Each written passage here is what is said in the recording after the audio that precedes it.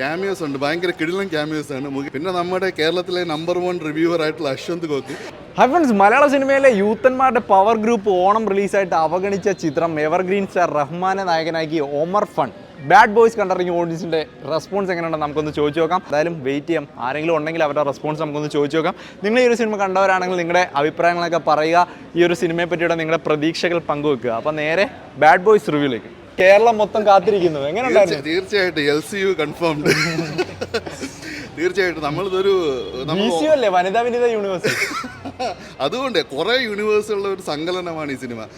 ഈ സിനിമ നമ്മൾക്ക് ഒമർ ലുലുവിൻ്റെ സിനിമ ആകുമ്പോൾ നമുക്കറിയാം, നമുക്ക് ആ ഒരു മൂഡ് നമ്മൾ പിടിക്കണം, അല്ലാതെ നമ്മൾ ആ മൂഡിലേക്ക് ഇറങ്ങിച്ചണം. അല്ല നമ്മളിവിടെ വന്നിട്ട് മറ്റേ ഇത് നെഞ്ചി പിടിച്ച് ഇരുന്നിട്ട് ഒമർ ഫണ്ണാണ് ഇത് തീർച്ചയായിട്ടും ഒരു ഒമർ ഫണ്ണാണ്. നമ്മൾ ആ ഒരു മൂഡ്, ആ ഒരു വൈബ് ക്രിയേറ്റ് ചെയ്ത് അതിലേക്ക് ഇറങ്ങി ചെന്നിട്ട് കണ്ടു കഴിഞ്ഞാൽ തീർച്ചയായിട്ടും ഇഷ്ടപ്പെടും. സിനിമ എന്ന് വെച്ചാൽ ഏകദേശം ഒരു സ്പൂഫ് മോഡിൽ എടുത്തിരിക്കുന്നതാണ്.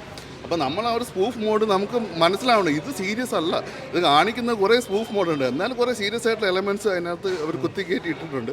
പിന്നെ കുറേ സോഷ്യൽ മീഡിയ സെലിബ്രിറ്റീസ് ഈ സിനിമയിനകത്ത് അവരായിട്ട് തന്നെ വന്നിട്ടുണ്ട്, ക്യാമിയോസ് ഉണ്ട്, ഭയങ്കര കിടിലൻ ക്യാമിയോസ് ആണ്. മുകേഷ് നായർ പുള്ളിയുണ്ട്, പുള്ളിയായിട്ടല്ല, പുള്ളി ഒരു ചെറിയ റോൾ ചെയ്തിട്ടുണ്ട്. പിന്നെ നമ്മുടെ ആറാട്ടണ്ണൻ, പുള്ളി സത്യം പറയാമല്ലോ, നമ്മൾ സിനിമയിൽ പുള്ളിനെ കാണാൻ ഒരു ഐശ്വര്യം ഉണ്ടായിരുന്നു.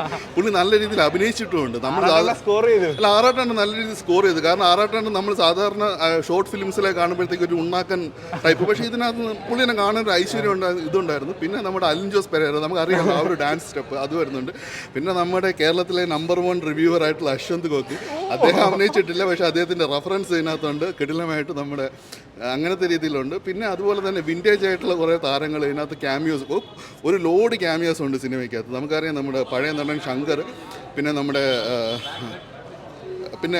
അങ്ങനെ കുറച്ച് പേര്, ഭീമൻ രഘു, അങ്ങനെ കുറച്ച് പേരുടെ ഒരു ക്യാമിയോസ് നമ്മൾ തമിഴ് പടത്തിലെ ഒരു സീനിലേക്ക് ഇങ്ങനെ ഓർപ്പിക്കുന്ന രീതിയിലൊരു ക്യാമിയോസ് ഉണ്ടായിരുന്നു. മൊത്തത്തിലൊരു ഫണ്ണാണ്. പിന്നെ നമ്മുടെ ബാല വരുന്നുണ്ട്, അപ്പം അദ്ദേഹത്തിൻ്റെ ഒരു ക്യാമിയോ ഉണ്ട്. അങ്ങനെ കുറേ, പിന്നെ നല്ല രീതിയിലൊരു എന്താ പറയുക, BGM പാട്ടുകൾ ഇതെല്ലാം നല്ല രീതിയിൽ വർക്കായിട്ടുണ്ട്. എന്നാൽ സിനിമയുടെ കുറേ ലോ മൊമെന്റ്സും ഉണ്ട് ഇതിനിടയ്ക്ക്.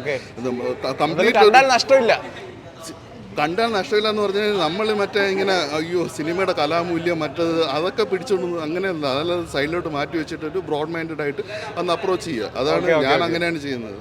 അപ്പോൾ ഒരുപാട് പേര് കാത്തിരുന്ന റെസ്പോൺസ് ആണ് ഒമർ ലുലുവിൻ്റെ ബാഡ് ബോയ്സിൻ്റെ. അപ്പോൾ നമുക്ക് എന്തായാലും ഈ ഒരു സിനിമ അവഗണിച്ച് നിർത്താൻ പറ്റില്ല. അതുകൊണ്ട് തന്നെ കുറച്ച് പേരെ റെസ്പോൺസ് പറഞ്ഞു, കുറച്ച് പേരുള്ള ഒരാളെ ശരിക്കും റെസ്പോൺസ് പറഞ്ഞോളൂ, ബാക്കി വന്നവരാരും റെസ്പോൺസ് പറഞ്ഞില്ല.